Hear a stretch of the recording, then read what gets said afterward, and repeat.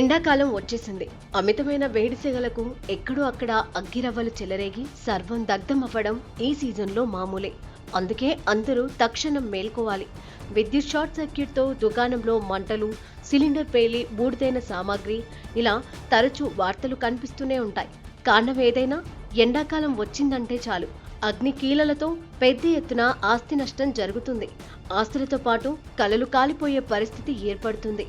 అనుకోని ప్రమాదం జరిగినా ఆర్థికంగా భారం పడకుండా ఉండాలంటే ఫైర్ ఇన్సూరెన్స్ తీసుకోవడం మంచిది. వ్యాపారస్తులకు అగ్ని ప్రమాదాల వల్ల నష్టం జరిగితే పరిహారం ఇచ్చేది ఫైర్ ఇన్సూరెన్స్. మంటలు వ్యాపించడం వల్ల ఆస్తులు, వస్తువులకు జరిగిన నష్టాన్ని ఇది భరిస్తుంది.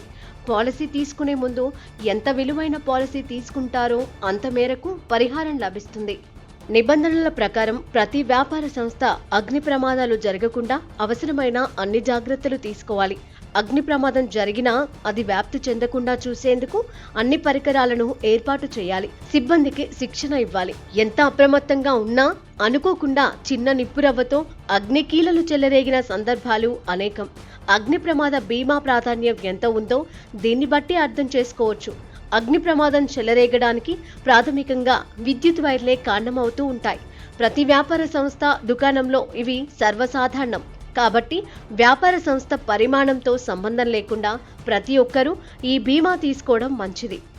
చాలా మంది వ్యాపార సంస్థల యజమానులు అగ్ని ప్రమాద బీమా కోసం చెల్లించే ప్రీమియం చాలా అధికంగా ఉంటుందని భావిస్తూ ఉంటారు. ప్రీమియం తగ్గించుకునే లక్ష్యంతో వారి ఆస్తుల విలువ ఉన్నట్లు నమోదు చేస్తూ ఉంటారు. ఇది సరైన పద్ధతి కాదు. అనుకోకుండా అగ్ని ప్రమాదం జరిగినప్పుడు వాటిల్లిన నష్టానికి పూర్తి పరిహారం అందదు. అలాంటప్పుడు పాలసీ ఉన్నా దానివల్ల వచ్చే ప్రయోజనం అంతంత మాత్రమే. బీమా తీసుకునేటప్పుడు మీ ఆస్తి విలువకు సరిసమానంగా పాలసీ ఉండేలా చూసుకోండి. తక్కువ పాలసీని కొనుగోలు చేయడం వల్ల అది ఉన్నా లేనట్లే. అగ్ని ప్రమాద బీమా పాలసీ తీసుకున్న తర్వాత దాన్ని కాలానుగుణంగా సమీక్షించుకోండి. వ్యాపార పరిమాణం పెరగడం, ఆస్తుల విలువ అధికం కావడం లాంటివన్నీ చూసుకొని దానికి తగినట్లుగా బీమా ఉందా లేదా అనేది చూసుకోవాలి.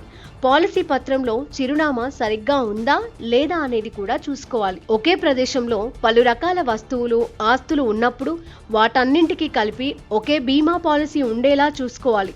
ప్రతిదానికి విడివిడిగా తీసుకోవడం కంటే అన్నింటికీ కలిపి ఒకే పాలసీ తీసుకోవడం వల్ల ప్రీమియం తగ్గుతుంది.